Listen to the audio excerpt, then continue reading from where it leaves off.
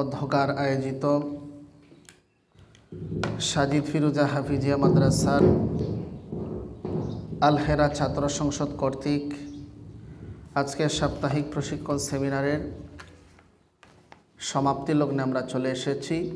আজকের সাপ্তাহিক প্রশিক্ষণ সেমিনারের বক্তব্যের বিষয় হচ্ছে মহাপ্রলয় কিয়ামত। তো এই বিষয়টা আমাদের যারা ছাত্র ছিল, যাদের নাম বক্তৃতায় আছে, তারা বক্তব্য দিয়েছে, কিন্তু মহাপ্রলয় কিয়ামত সম্পর্কে আমাদের আরও অনেক কিছু জানার আছে। মহাপ্রলয় কিয়ামত সম্পর্কে যদি আমরা প্রতিদিন গবেষণা করি, প্রতিদিন কথা বলি, তবুও শেষ হবে না।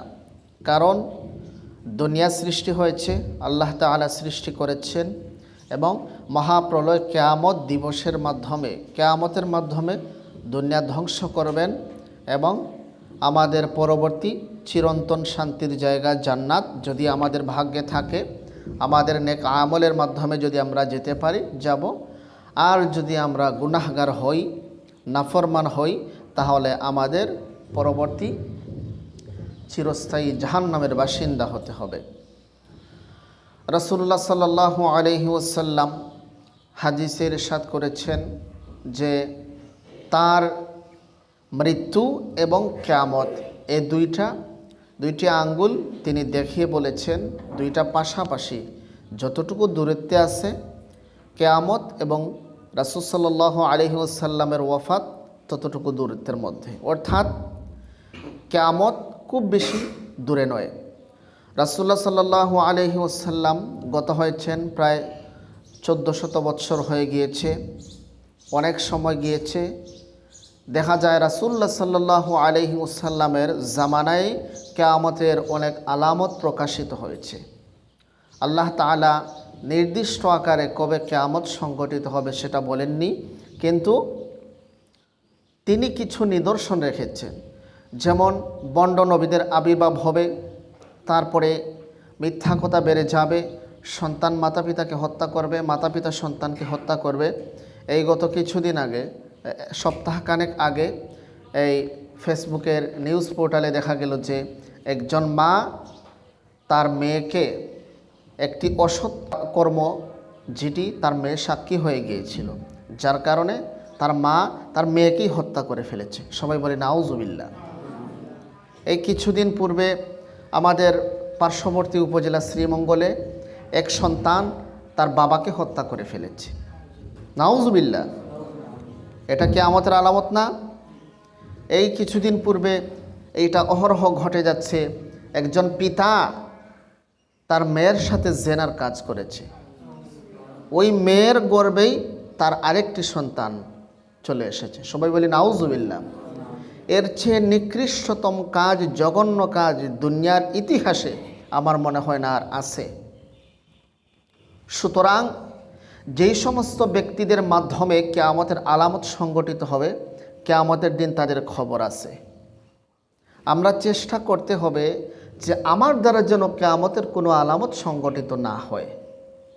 কারণ দুনিয়ার জমিন আমি যেমনভাবে কাটাতে চাই কাটাইতে পারবো, সঙ্গে সঙ্গে আমাকে আল্লাহ তাআলার গজব পাকড়াও করবে না, যেহেতু আল্লাহ তাআলা তার হাবিবের সাথে ওয়াদাবদ্ধ হয়েছেন যে দুনিয়ার জমিনে যদি আপনার কোনো উম্মত কোনো গুনাহের কাজ করে, আমি তাকে পাকড়াও করব না, কিন্তু পরকালে আমি তাকে ছাড় দেব না।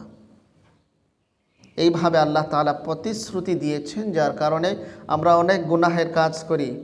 গুনাহের কাজ করলাম, কেউ দেখলো না, আবার নামাজের কাতারে দাঁড়ায় গেলাম, মানুষ ভাবতেছে কত সুন্দর, মাশাআল্লাহ, লম্বা জুব্বা, সুন্দর চশমা, হ্যাঁ, তারপরে কত সুন্দর কথাবার্তা, কিন্তু ভেতরে ভেতরে আমি নিজে জানি যে আমি কত বড় গুনাহগার, কত বড় পাপিষ্ট। সুতরাং আল্লাহ সুবহানাহু ওয়া তাআলার কাছে এইটাই দোয়া করব, যাতে আমাদের দ্বারা কিয়ামতের কোনো আলামত সংগঠিত না হয়। আপনার মৃত্যু হইল, আপনি পুনরায় জীবিত হলেন, আপনার পুনরুত্থান হলো, তখন আপনি উলঙ্গ থাকবেন, আপনার নিজের গুনাহের পরিমাণে আপনার ঘামের মধ্যে আপনি সাঁতার কাটবেন, আর সূর্য 1 মাইল উপরে চলে আসবে। এখন সাধারণত 36 ডিগ্রি 37°C যখন গরম পড়ে, তাপমাত্রা হয়, আমাদের অবস্থা কি? আমরা এসির নিচে, ফ্যানের নিচে টিকতে পারি না। আর তখন কি হবে? যখন সূর্য 1 মাইল উপরে চলে আসবে, তখন কিন্তু আমরা মহা বিপদের মধ্যে পতিত হয়ে যাব। যখন বিচার কার্য শুরু হবে, তখন আল্লাহ সুবহানাহু ওয়া তাআলা সর্বপ্রথম আপনার নামাজের হিসাব নেবেন। আউয়ালু মা ইউহাসাবু বিহিল আবদু ইয়াউমাল কিয়ামাতিস সালাহ, অর্থাৎ কিয়ামতের দিন সর্বপ্রথম নামাজের হিসাব নেওয়া হবে। এক পায়ে দাঁড়াইয়া গোটা জিন্দেগির হিসাব আপনাকে দিতে হবে, অন্যথায় আপনি আল্লাহর দরবারে গ্রেপ্তার হয়ে যাবেন। হিসাব দিবেন, তারপরে দুইটা দলে বিভক্ত হয়ে যাবে, ডানপন্থী এবং বামপন্থী। আপনি যদি ডানপন্থী হন তাহলে আপনি বেঁচে গেলেন। ডানপন্থী কারা? যাদেরকে আল্লাহ তাআলা সসম্মানে আমলনামা ডান হাতে দান করবেন। আর বামপন্থী কারা? যাদেরকে আল্লাহ তার বাম হাতটা পেটের ভিতরে ঢুকাইয়া পিছন দিক থেকে বের করবেন, করিয়া তার হাতের মধ্যে তার আমলনামা দেবেন। কেহ যদি এক জাররা পরিমাণ খারাপ কাজ করে, সেটা সে কিয়ামতের দিন দেখতে পাবে। কেহ যদি এক জাররা পরিমাণ ভালো কাজ করে, সেটাও কিয়ামতের দিন দেখতে পাবে। সুতরাং শুধু তাই নয়, মিজানে আমাদের আমলনামা ওজন করা হবে, মাপা হবে। তারপরে অনেক ধাপ আছে, অনেক ঘাট আছে। সমস্ত ঘাট যদি আমরা অতিক্রম করি, তাহলেই আমরা জান্নাতে যেতে পারবো। ফুলসিরাত এটা এত লম্বা 30,000 মাইলের উপরে লম্বা। চুলোয়ের চেয়েও চিকন এই পুলটা, ওইটা আমাদেরকে অতিক্রম করতে হবে। যদি পারি আলহামদুলিল্লাহ, আর না পারলে জাহান্নামের মধ্যে পতিত হব। শুধু তাই নয়, আল্লাহ রাসূল সাল্লাল্লাহু আলাইহি ওয়াসাল্লাম যদি আমার ব্যাপারে সুপারিশ করেন আল্লাহর দরবারে, তাহলে আমি পার পেয়ে যাব। আর যদি সুপারিশ নাই করেন, আমাকে যদি তিনি হাউজে কাউসার পান না করান, তাহলে আমি কিন্তু মহা বিপদে পতিত হয়ে যাব। সেই দিন আমার তৃষ্ণায় আমার কলিজা ফেটে যাওয়ার উপক্রম হবে। ওই দিন যদি আপনাকে আল্লাহর রাসূল হাউজে কাউসার পান করান, আপনার কলিজা ঠান্ডা হয়ে যাবে। সেদিন সবাই যখন ইয়া নাফসি বলতে থাকবে, তখন আল্লাহ রাসূল ইয়া উম্মতি বলতে থাকবেন। ওই দিন যদি আল্লাহ তাআলার সামনে আপনার জন্য সুপারিশ করা হয়, তাহলে আপনি সবচেয়ে ভাগ্যবান। ওই দিন 10 প্রকারের মানুষদেরকে আল্লাহ তাআলা আরশে আজিমের ছায়া নিচে আশ্রয় দেবেন। ওই 10 প্রকার লোকের মধ্যে আপনি যদি পড়েন, তাহলে আলহামদুলিল্লাহ। কারণ যেহেতু সূর্য 1 মাইল উপরে চলে আসবে না, তখন তো কোনো ছায়াই থাকবে না। আর আল্লাহ তাআলা যদি আপনাকে ছায়া দেন, আপনি যদি ওই 10 প্রকার লোকের মধ্যে হন, আলহামদুলিল্লাহ। সুতরাং কিয়ামত অত্যন্ত কঠিন, অত্যন্ত ভয়াবহ অবস্থা। আমলনামা ডান হাতে পাইলাম কিনা সেটা দেখার বিষয়, আমার মৃত্যুর সময় আমার কালিমা নসিব হইল কিনা সেটা দেখার বিষয়, আমি কবরের 3 প্রশ্ন পারলাম কিনা সেটাও দেখার বিষয়, আল্লাহ রাসূল আমার জন্য সুপারিশ করলেন কিনা সেটাও দেখার বিষয়, আমি হাউজে কাউসার পান করলাম কিনা সেটাও দেখার বিষয়, আমার মিজানের পাল্লা, আমার আমলনামা ভারী হইল কিনা সেটাও দেখার বিষয়, আমি ফুলসিরাত বিদ্যুতের গতিতে পার হইলাম কিনা সেটাও দেখার বিষয়, আল্লাহ সুবহানাহু ওয়া তাআলা আমলনামা আমার ডান হাতে দান করলেন কিনা সেটাও দেখার বিষয়।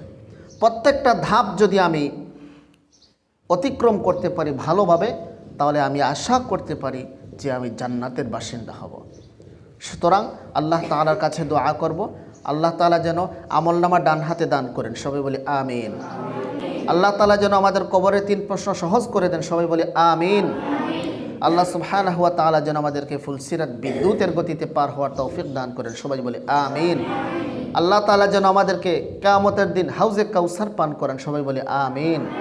আল্লাহ তাআলা যেন আমাদের ভাগ্যে বিশ্বনবী রাহমাতুল লিল আলামিনের সুপারিশ নসিব করেন। সবাই বলি আমিন। আল্লাহ তাআলা যেন জাহান্নামের আগুন আমাদের জন্য হারাম করে দেন। সবাই বলি আমিন। আল্লাহ তাআলা যেন বিশ্বনবী রাহমাতুল লিল আলামিনের সাথে জান্নাতুল ফিরদাউসে যাহাতে আমাদেরকে ঠাঁই দেন। সবাই বলি আমিন। ওয়া আখিরু দাওয়ানা আনিল হামদুলিল্লাহি রাব্বিল আলামিন।